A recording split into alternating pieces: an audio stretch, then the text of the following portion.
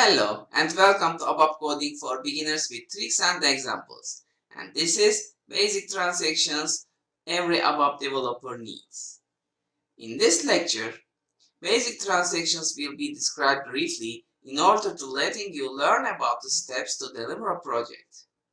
After you complete this lecture, you will be able to navigate through transactions and you will know which transaction is useful for your need.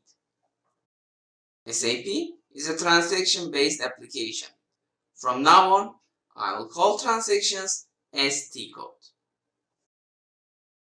Our first T-code is SE80. Here, you write the T-code in the blank section and press enter. This is the main transaction for any developer. Here you can browse your repository objects, which you will learn in time. These are packages, programs, function groups, classes, etc. You will learn this transaction in detail in later courses. Now you can go back to the main menu. The other transaction is SE38. This is the simple version of Abap Workbench. Here you just write the program name and you can display or change or create the program. These radio buttons let you display and change source code, variants, attributes, documents, and text elements of the program. Also, in the upper menu, you see lots of buttons. These are simple buttons that you can see in every transaction. First one is check, which lets you check your object. This one is activate, this one is execute, and you can see the shortcut buttons. This is very useless to find the program if it's used in another application. This is an environmental analysis. This is online help. These are the most useful ones: deleting, copying, and renaming for your program.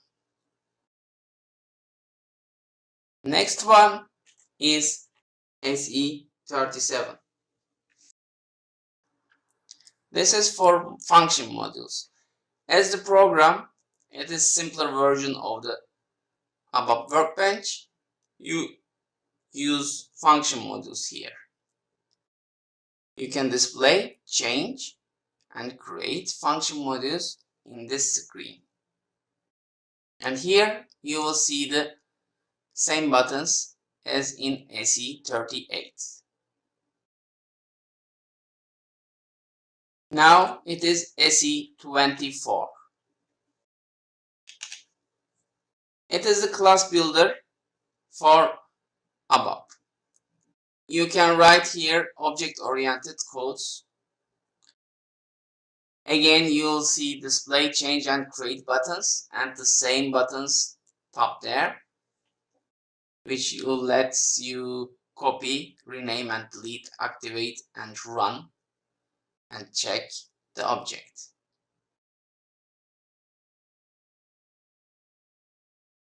Now, let's think about this. You have a project to create a program and deliver it.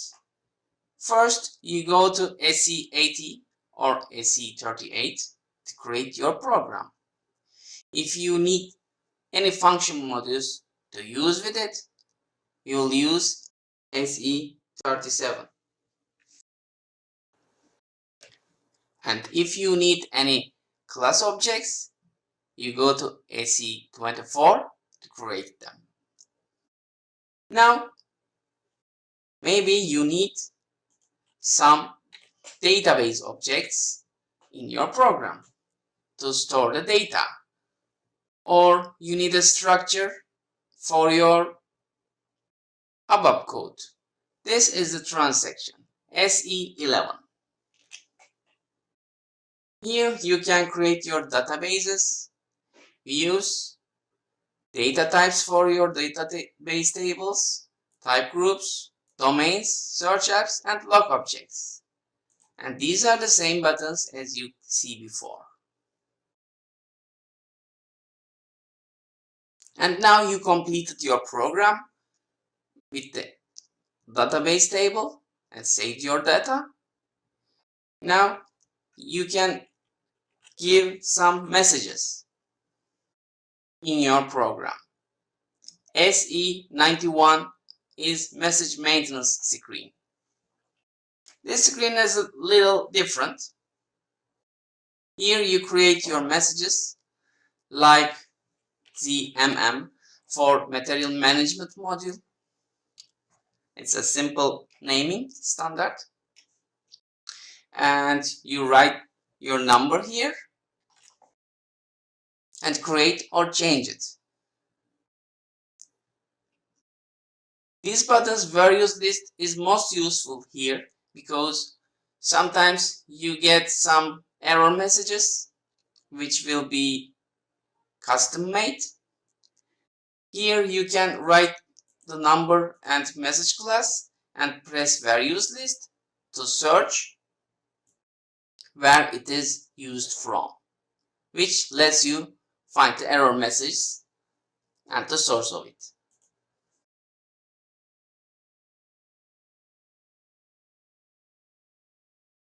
Next is SE93.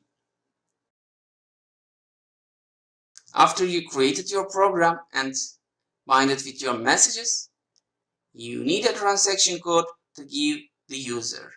The user cannot go into SE38 to run your program. That's why you create a transaction code here, like this one. This is a transaction code, and you create one here, with starting with Z. This will let your user use your program.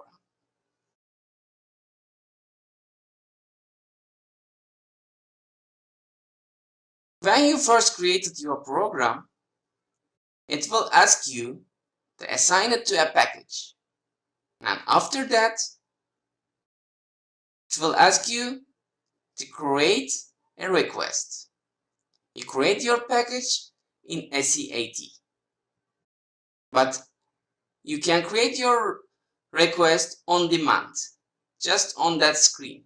But you can see them in SE10. This request will let you transport your program to a test server or to production. This screen lets you analyze your requests and see them in order.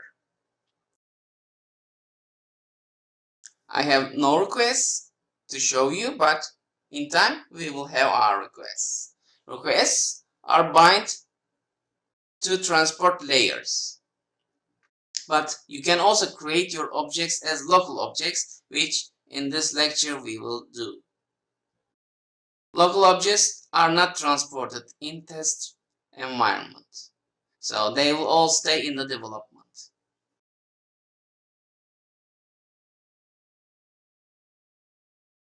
To sum up, now you learned about transactions crucial for an Abap developer.